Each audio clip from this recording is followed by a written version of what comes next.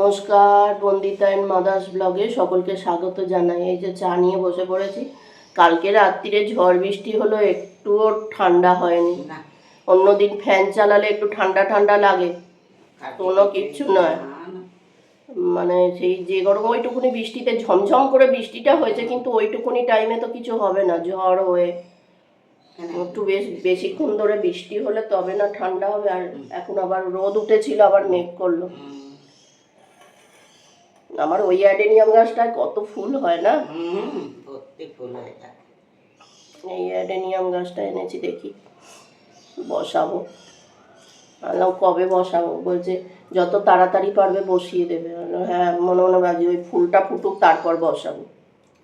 ফুল যদি ওই কালার না হয় আমি তো ফেরত দিয়ে আসবো। আমি তো বলেই দিয়েছি ওকে, বল তুমি আমায় ফেরত দিয়ে যাবে। ঠিক আছে, চলো।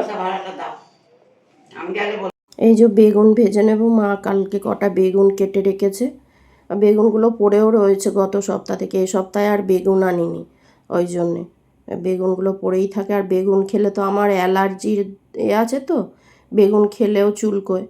আর শীতকালের বেগুনটা অতটা চুলকোয় না, কেননা শীতকালে তো বেগুন আর ভেজে খাওয়া হয় না, বেশিরভাগ সময় পোড়ানো হয়। আর আমি বলি, মা পোড়ালে হয় না কেন? বলে পোড়ালে তো ওই রসটাই তো হয়ে যায়, মানে রসটা তো আর থাকে না, ওই জন্যে আর চুলকোয় না।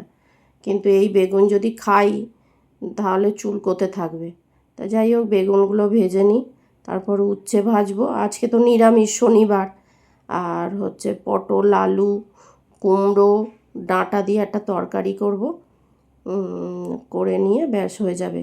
তাই 3টে রান্না করতে এই গরমে, আজকে বিভৎস গরম পড়েছে। আর এই গরমের সময় রান্নাঘরে থাকা যায় না। যারা রান্না করো তারা তো জানোই এই গরমে কি কষ্ট হয়, বিভৎস কষ্ট হয় এই গরমে রান্নাঘরে থাকতে। আর কালকে রাত্রিরে একটু বৃষ্টি হলো, সে যে কী বৃষ্টি হলো ভগবান জানে।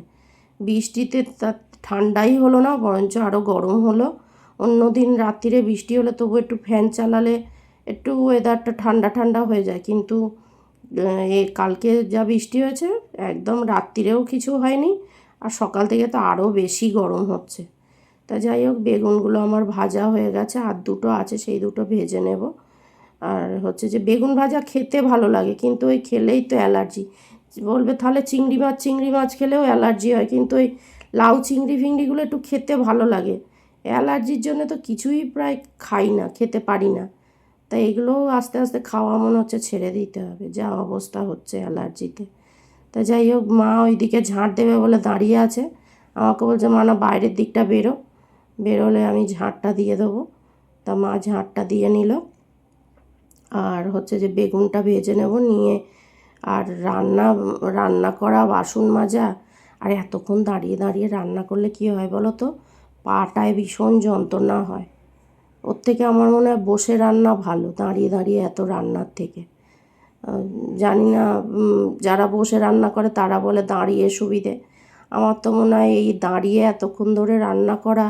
আর আমি তো গ্যাস একদম আস্তে দিয়ে করি, গ্যাস জোরে দিয়ে করি না তো, কেননা গ্যাস পুড়বে বেশি, খরচাটাও বেশি হবে।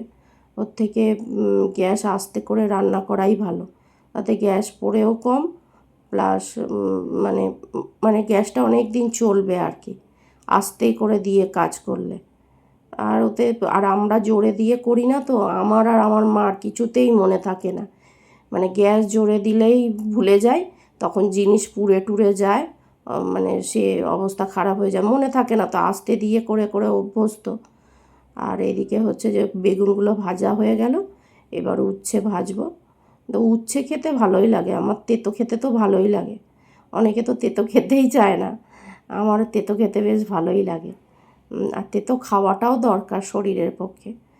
তা যাই হোক, এখন নিম পাতাটা আনি না, উচ্ছেটাই নিয়ে আসি। নিম পাতা তো আবার সববারে খাওয়া যায় না, ওই জন্যে। তা যাই হোক, আমার উচ্ছেগুলোও ভাজা হয়ে গেছে। এবার পটল, আলু, কুমড়ো দিয়ে তরকারি করব, তো তা আগে পটলটা একটু ভেজে নেব ভালো করে, লাল লাল করে। কেননা পটলটা না ভেজে নিলে পটলের কাঁচা গন্ধ ভালো লাগবে না। তারপর অন্য সবজিগুলোও ভেজে নেব। আর এদিকে ভাবলাম পটলটা ভাজতে দিয়েছি, যাক পটলটা ভাজা হোক, আর বাসনগুলো মেজে ফেলি। বাসনগুলো মেজে নিলে সুবিধে হবে, তাহলে মানে দাঁড়িয়ে থাকতে হবে না, এক একটা করে কাজ করে নিলে সুবিধেই হয়।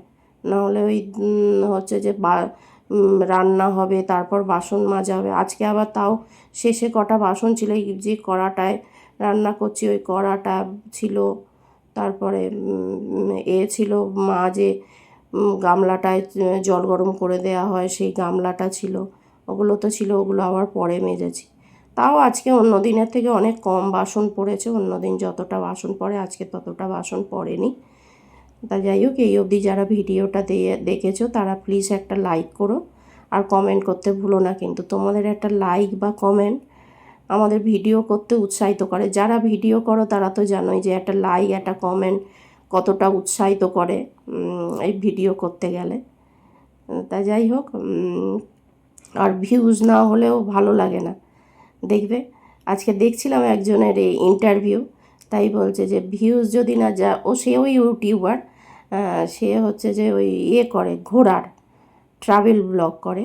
তা সে বলছিল যে ভিউজ যদি না হয় মনোবলটা ভেঙে যায়। এটা কিন্তু ঠিক, যারা ইউটিউবে কাজ করে, আমরা তো আর ইউটিউবার নয়, সে এখন ইউটিউবার হয়ে গেছে, কেননা তার অনেক সাবস্ক্রাইবার অনেকে। আমরা তো আর ইউটিউবার নয়, আমরা ভিডিও করি, যেদিন জানি না আদৌ হতে পারবো কি না, কিন্তু সেটাই হচ্ছে ব্যাপার। এই যে জিরে আর তেজপাতা ফোড়ন দিয়ে দিলাম, আর সঙ্গে আলুটা দিয়ে দিলাম, মানে ফোড়নটাকে ভেজে নিয়ে ভালো করে, জিরে আর তেজপাতাটাকে ভালোভাবে ভেজে নিয়ে তারপর কুমড়োটা দিয়েছি। প্রথমে আলু দিয়েছি, তারপর কুমড়োটা দিয়েছি, দিয়ে ভালোভাবে ভেজে নেব। তা যাই হোক, যেটা বলছিলাম যে আমরা তো আর বড় ইউটিউবার নই, আমরা হচ্ছে ভিডিও করি। যেদিন সাকসেস হতে পারবো কি আদৌ হতে পারবো কি না, সেদিন নিজেদের ইউটিউবার বলা যাবে। তা যাই হোক, এই সবাই তো আশা নিয়ে আসে এখানে, কেউ সফল হয় কেউ সফল হয় না, সেটাই, সবার কপালে সব কিছু হয় না। তা যাই হোক, এদিকে ডাঁটা ছোলা দিয়ে দিয়েছি, ছোলাটা দিয়ে একটু ভেজে নিলাম, তারপর ডাঁটাগুলো দিয়ে দিয়েছি, দিয়ে ভেজে নিয়ে তারপর আদা বাটা, জিরে গুঁড়ো, ধনে গুঁড়ো আর একটু কাশ্মীরি রেড চিলি দিয়েছি, হলুদ দিয়েছি আর নুন দিয়েছি, দিয়ে ভালোভাবে কষিয়ে নেব। আর সত্যি কথা বলতে কি, আজকের এই তরকারিটা আমি প্রথম করলাম, এটা মাও করতো, কিন্তু আমার ওই কুমড়ো দিলে ভালো লাগে না। আমি বলি না, আমি সব সবজি মানে আমি খাবো, কিন্তু আমার কুমড়োটা খেতে একদম ভালো লাগে না। তা যাই হোক, আজকে খেয়েছি, আমি বললাম না খাই না তা নয়, কিন্তু ভালো লাগে না। আর এই যে হয়েছে, সব দিয়ে আর কষিয়ে নিয়ে তারপরে জল দিয়ে দেবো। তরকারিটা সত্যি কথা বলছি দারুণ খেতে হয়েছে, খুব সুন্দর খেতে হয়েছে। আমি তো রাত্রিরে ভয়েস ওভার দিচ্ছি, দেখো, মানে খুব সুন্দর হয়েছে তরকারিটা। আর মা মা প্রথমে সকালে কিছু বলেনি, মা বলে যে তাড়াহুড়ো করে খাই বুঝতে পারি না, ওপর থেকে একটু মিষ্টি দিয়ে দিলাম, মিষ্টি বলতে সুগার ফ্রি। আর বলে খাই তো বুঝতে পারি না, ওই হচ্ছে যে রাত্রিরে আমি বলছি ভালোই তো খেতে হয়েছিলো, বলে হ্যাঁ, তা কে বললো খারাপ হয়েছে, ভালোই তো হয়েছে। তা ওপর থেকে একটু গরম মশলা ছড়িয়ে দিলাম, দিয়ে হয়ে গেল। এবার হচ্ছে যে এই যে মার পুজো দেওয়া হয়ে গেছে। খেতে বসেছে ওদিকে? খেতে বসেছো না খেতে? আমার রান্নাঘরটা সব পরিষ্কার করা হয়ে গেছে, বাসন টসুন মাজা আছে, আজকে বাসন অনেক কম। দেখি ব্রেকফাস্ট কি করি, চলো। এই যে আজকে দুপুরের মেনু হচ্ছে ভাত আর উচ্ছে ভাজা, আর এদিকে পটল আলু কুমড়ো ডাঁটা দিয়ে আর ছোলা দিয়ে একটা তরকারি, আর বেগুন ভাজা তো আছেই সঙ্গে। তা বেগুন ভাজাটা আমি খাবো না। আজকে মা অনেক আগেই চলে এসছে, ডগিগুলোকে বিস্কুট দিল, আর এই যে চা করলাম আমি। মা এসে একটু ঘুমিয়ে পড়েছিল, ওই চাল ভাজা চা এইসব খাওয়া হবে, আর এদিকে বিস্কিটও রয়েছে, সবই রয়েছে। চলো চা খেয়ে নিই।